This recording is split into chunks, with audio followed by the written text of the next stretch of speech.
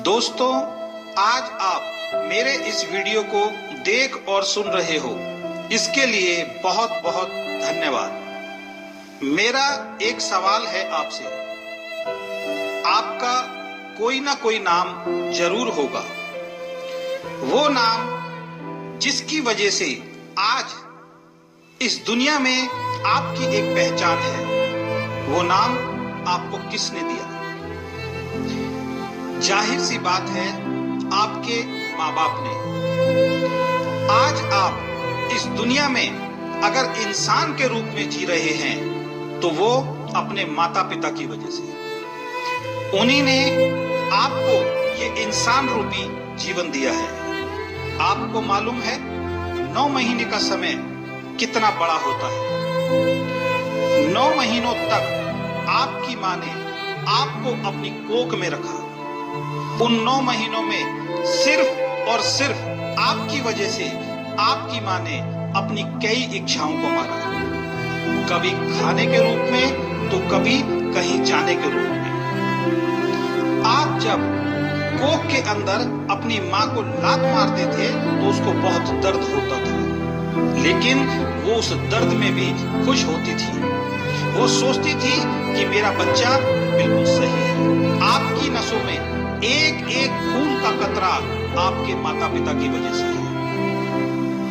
आपको शायद मालूम भी नहीं होगा, जब आप बचपन में बहुत रोते होंगे तो आपके पिताजी आपको अपने कंधों पर झुलाते थे। आपकी माँ अपना सारा काम छोड़कर भाग कर आती थी कि मेरा बच्चा रो रहा है। पता नहीं कितनी रातें आपकी माँ ने गीले बिस्तर पर सोकर गुजारी होगी। वही बिस्तर जो आप गीला करते थे, वो आपको सूखे में सुलाती थी और खुद गीले में सोती थी। जब आपकी तबीयत खराब होती थी तो आपके पिता अपनी सारी परेशानियां भूलकर, सारे काम छोड़कर सिर्फ और सिर्फ आपकी देखभाल में लगे रहते थे। आपको शायद पता नहीं है, आपके सभी सपने और जरूरतों को पूरी करने के लिए उन्होंने अपने बहुत सारे सपनों और जरूरतों की कुर्बानी दी है। उन्होंने खुद अच्छा नहीं खाया मगर आपको अपनी हैसियत से ज्यादा खिलाया। उन्होंने खुद अच्छा नहीं पहना मगर आपको आपकी पसंद का पहनाया। खुद कहीं घूमने नहीं गए मगर आपको घूमने के लिए भेजा। उन्होंने अपना सब कुछ न्योछावर कर दिया सिर्फ आपके ऊपर।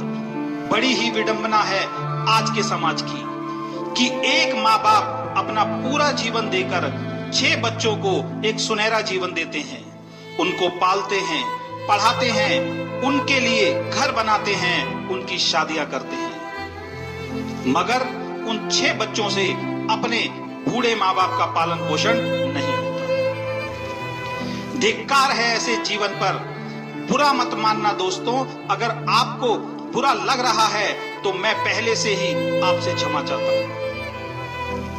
आप जीवन में कुछ भी बन जाओ, कितना भी पैसा कमाओ, कितना भी नाम कमाओ, लेकिन अगर आपकी वजह से आपके माँ बाप की आंखों में अगर आंसू आते हैं तो धिक्कार है ऐसे पैसे पर, धिक्कार है ऐसे नाम पर और धिक्कार है ऐसे जीवन पर।